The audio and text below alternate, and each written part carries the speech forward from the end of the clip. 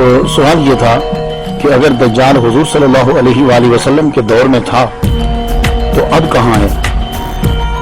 محققین کا خیال ہے کہ دجال جس قوم کا نجات دہندہ ہے وہ اتنی پاورفل ہے کہ زمین کی ایسی چھان بین کر دے کہ جیسے فلٹر جو ہے وہ پانی کی کرتا ہے۔ وہ دل و جان سے اسے ڈھونڈ رہے ہیں تو پھر بھی کیوں نہیں مل رہا؟ تو اس سے لگتا ہے کہ وہ کسی ایسی جگہ میں ہے کہ جہاں انسانی اپروچ نہیں ہے اور نہ ہی انسانی آلات کی اپروچ ہے۔ تو میں نے جو تحقیق کی پھر میں یہی پہنچا کہ وہ جگہ صرف برموڈا ٹرائنگل ہی ہے، اس کے علاوہ اور کوئی ایسی جگہ نہیں ہے کہ جہاں اسے ڈھونڈا نہ جا سکے۔ یہ برموڈا پہلے اوقیانوس کے کل 300 جزیروں پر مشتمل ہے۔ صرف 20 جزیروں پر انسانی مخلوق ہے، انسان ہیں، لیکن وہ بھی بہت کم تعداد میں۔ اور جو علاقہ خطرناک سمجھا جاتا ہے اسے برموڈا ٹرائنگل کہتے ہیں۔ برموڈا تکون جو ہے اس کا کل رقبہ 11,40,000 مربع کلومیٹر ہے۔ اس کا شمالی سرا جزائر برمودا، جنوب مشرقی سرا پورٹو ریکو، جنوب مغربی سرا اس کا میامی ہے، میامی فلوریڈا۔ آپ جانتے ہیں کہ فلوریڈا کا معنی کیا ہے؟ اس کا معنی ہے اس خدا کا شہر جس کا انتظار کیا جا رہا ہے۔ یہ جو جگہ ہے 1850 میں یہ برموڈا تکون اور اس کے قریب علاقے میں 50 سے زائد کشتیاں غائب ہو گئی۔ اکثر ڈوبے ہوئے بحری جہاز امریکی ریاست کے ماتحت تھے۔ پہلا بحری جہاز جو اس کے اندر ڈوبا 340 افراد لے کر وہ غائب ہو گیا اسی کے اندر۔ پھر اس کے کچھ عرصے بعد ایک آبدوز 1968 میں 1968 میں 99 افراد کو لے کر غائب ہو گئی اسی جگہ میں۔ 5 دسمبر 1945 کو تقریباً 2:10 میں امریکی ریاست فلوریڈا کی ایئر بیس سے 5 طیارے اڑے تھے۔ 4 بجے ایک طیارے کا پیغام آیا۔ پائلٹ بولتا ہے، عجیب و غریب صورتحال کا سامنا ہے، میں زمین نہیں دیکھ پا رہا ہوں، میں اپنی جگہ کا تعین نہیں کر پا رہا، ہم فضا میں کہیں گم ہو گئے ہیں۔ ایئر بیس سے پیغام آتا ہے، مغرب کی طرف اڑان جاری رکھو۔ پائلٹ کہتا ہے، مجھے نہیں پتا چلا کہ مغربی سمت کہاں ہے۔ اور جب وہ یہ میسیج پہنچا رہا تھا واپس، اس وقت سورج غروب ہونے کا ٹائم تھا، 4-5 کا ٹائم تھا، تو اس کو سورج دیکھ لینا چاہیے تھا۔ تو اگر نیویگیشن کام نہیں کر رہے تو سورج غروب ہونے کا وقت تھا، سورج دیکھ کر ہی سمت کا تعین کر لیتے، مگر پائلٹ تعین نہیں کر پائے۔ آخر کار رابطہ ٹوٹ گیا اور یہ 5 جہاز بھی یہاں کے یہی غائب ہو گئے۔ ان 5 طیاروں کو تلاش کرنے کے لیے 5 دسمبر شام 7:30 پہ پھر ایک اور طیارہ بھیجا گیا۔ اس کا کام یہ ہوتا ہے کہ جو جہاز گم ہو جائے اس جہاز کو جا کے تلاش کرو، اور یہ جہاز جو ہے یہ پانی کے اندر بھی اتر جاتا ہے۔ باوجود اس بات کے کہ یہ مہارت تامہ رکھتا تھا، یہ جہاز جو تلاش کرنے گیا وہ بھی وہاں جا کر گم ہو گیا۔ میرے خیال کے مطابق یہی دجال کا ٹھکانہ ہے۔ اس جگہ شیطانی طاقتوں کا مرکز ہے۔ ایسی مقناطیسی کشش یا برقی لہریں ہیں وہاں جو ہماری بجلی سے 1000 گنا طاقتور ہیں، اور مجھے یہ لگتا ہے کہ دجال جب آئے گا وہ اسی طاقت کا استعمال کرے گا، اور اس طاقت کو جو طاقت برمودا ٹرائنگل کے اندر ہے، جو لہریں ہیں، ان پر اگر کنٹرول ہو جائے تو آج جو گاڑی آپ اپنے 1960 45 کے اوپر یا 59 پہ چلا رہے ہو، یہ گاڑی 10,000 گنا رفتار کے ساتھ تیز چلنے لگ جائے گی۔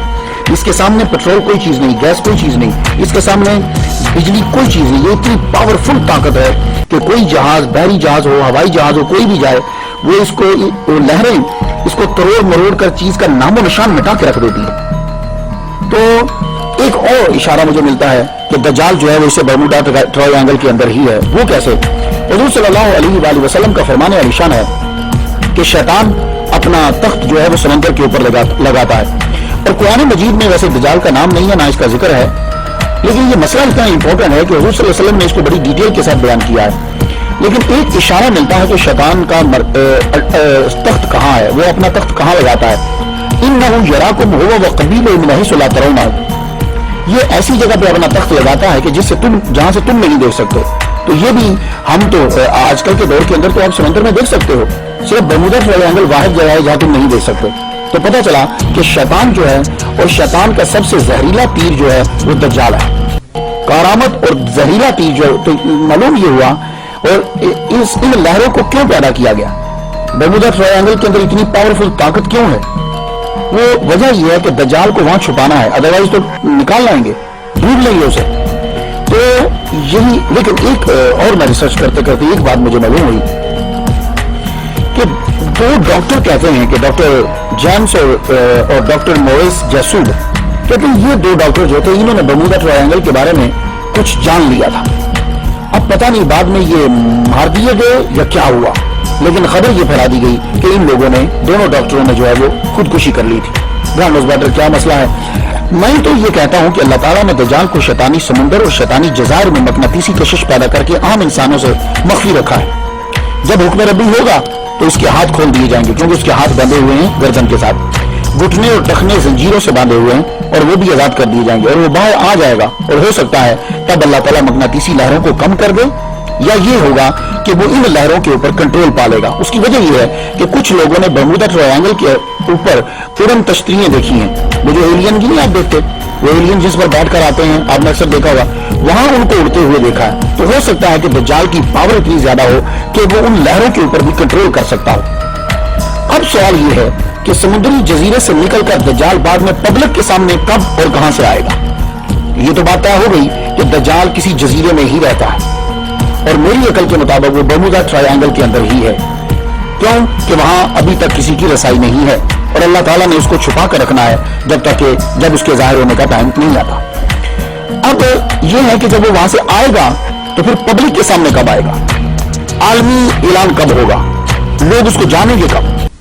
तो दज्जाल के पब्लिक में आने से पहले कुछ अलामात हैं, वो मैं हदीस की रोशनी में आप तक पहुंचाना चाहता हूं, क्योंकि हदीस से बढ़कर हमारे पास कोई यकीनी जरिया जो है वो नहीं है। मुस्नद इमाम अहमद, अबू दाऊद शरीफ, तिरमिज़ी शरीफ में हजरत मुआज़ बिन जबल रज़ियल्लाहु तआला अन्हु से रिवायत है, हज़रत सल्लल्लाहु अलैहि वसल्लम ने फरमाया कि बैतुल मक़दस की आबादी में मदीना की वीरानी है, मदीना की वीरानी में जंग अजीम, और जंग अजीम का होना कुस्तुनतुनिया की फतह है, जिसके बाद दज्जाल का निकलना है। तो पता ये चला कि मदीना वीरान हो जाएगा, इतना वीरान हो जाएगा मदीना कि वहां जानवर फिरने लग जाएंगे, इंसान मदीना छोड़कर निकल जाएंगे। ये दज्जाल से पहले की बात है।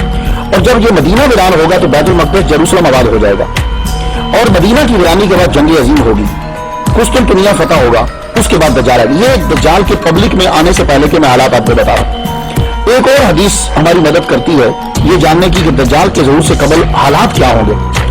बारिश बंद हो कर दी जाएगी अल्लाह ताला के हुक्म से, और रिज़्क़ जमीन पैदा करना बंद कर देगी। हजरत अबू उमामा बाहिली रज़ियल्लाहु तआला अन्हु से रिवायत है, हुज़ूर सल्लल्लाहु अलैहि वसल्लम ने फरमाया दज्जाल के ज़हूर के पहले 3 साल सख्त होंगे।